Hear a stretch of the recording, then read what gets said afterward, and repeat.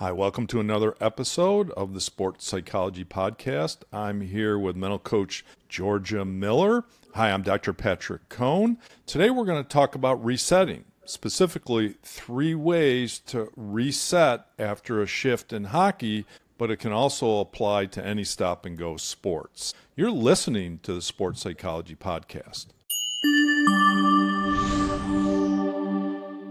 George, it's super important for athletes when they have a bad shift or they have a bad set to be able to reset and regain momentum so they can have a good mindset going forward and not just, I would say, crash or give up. Sometimes, like in tennis, you've seen athletes that tend to tank. That's certainly not a good reset. Right? So what happens when athletes don't reset and they let that negative self-talk and those negative emotions play on? Well, they're just adding a lot of pressure to themselves, and they definitely are not setting themselves up for success. So if they're using that time in between shifts to dwell, think about the mistakes that they might have done, put pressure on themselves, then they're going in, they're probably worrying, they're probably feeling tense, they're probably over controlling, and they aren't going to be very present or playing freely. Yeah. I've seen some major tanks in tennis. Like my daughter was in tennis for 10 years in the junior, and I've seen so many players battle it out, have a first set tiebreaker, and then losing that first set tiebreaker, and then they just give up altogether. Royal tank. I don't get that mentality. Why give up after you've almost won the first set? It could have been 1 point one way, 1 point the other way. Why do athletes get so annoyed with themselves that they just give up? Right. Yeah. And I know we keep talking about tennis here, but I think it's just so relatable to hockey and shifts. And what I tell my tennis players a lot is the scoring in tennis is set up for a very specific reason because you're supposed to win some sets and lose some sets. It gives you an opportunity to come back. Imagine if it was just one game to like 75 points. It would be really hard if somebody went on like a 10-point lead. It would be almost impossible to catch back up. And just like hockey, in between your shifts, you have these, it's unique because hockey players are going in and out very quickly. You have a couple of minutes to several minutes to reset and set yourself up for success going into that next shift. So you want to make sure that your thoughts are helping you and building and supporting you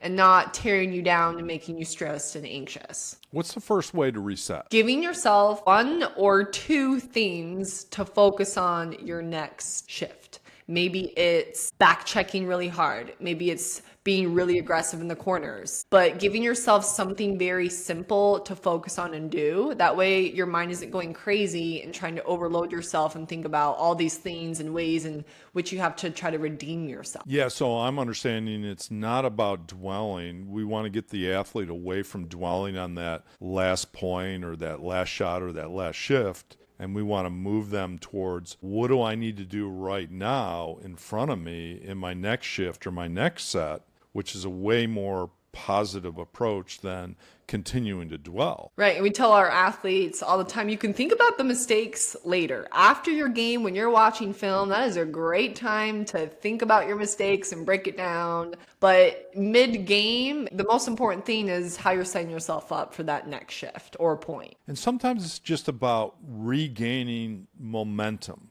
Momentum is so huge in all of sports. So I know that's another tip that we have teed up for today is how do you regain momentum when you have negative mo? Right. I always ask my athletes, well, what are you doing when you have a lot of momentum? And we break it down into very specific actions that help create momentum. It's skating hard. It's talking. It's maybe being a little bit more aggressive and using your body. You don't have to wait around to do something miraculous and great in order to start doing those things.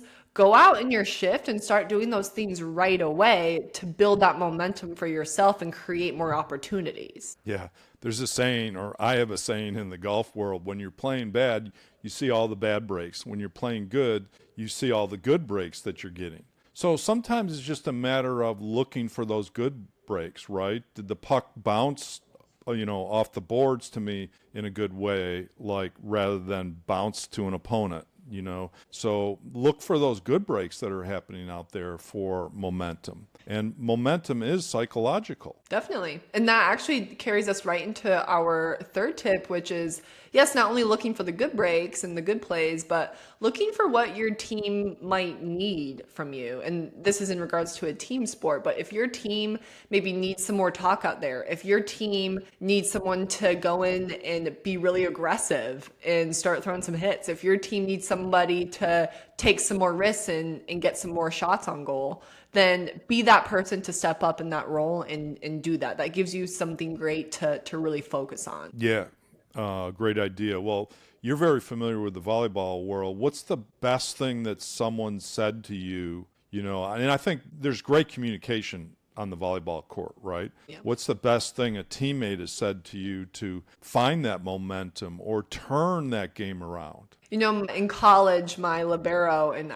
we had this little inside joke that helped us just laugh off mistakes and move on. And we always gave ourselves one really bad shank a game. Mm-hmm. So if either one of us would make a really bad pass, we'd look at each other, we would laugh and say, okay, well, that's your one. And then it was so easy to just shake it off and move on. So I think if you can have a teammate to just have a little inside joke with, being able to even just make eye contact and crack a smile, I think humor is always a great way to let something go. Yeah. And just to bring this full circle, I think resetting is all about letting go of the past and getting to the future, or I should say the present, and focusing on what you want to do on the next point, the next shot, the next shift. Wouldn't you agree? Yes. Yep. And there's very specific times in probably every single sport where you have that time to reset. And in hockey, you got your time in between shifts, tennis, time in between points, volleyball, time in between points, all of those. You want to make sure that your thoughts are setting you up for success and not making you feel more tense, stressed, or anxious. Great.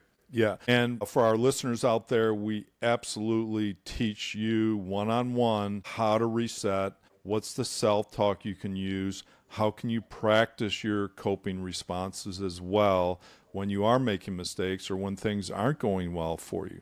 So jump over to peaksports.com and you can check out our one-on-one mental performance coaching, or you can read more articles on our blog as well. All right, Georgia, thanks for joining me as always. Thanks for our listeners for joining the Sports Psychology Podcast.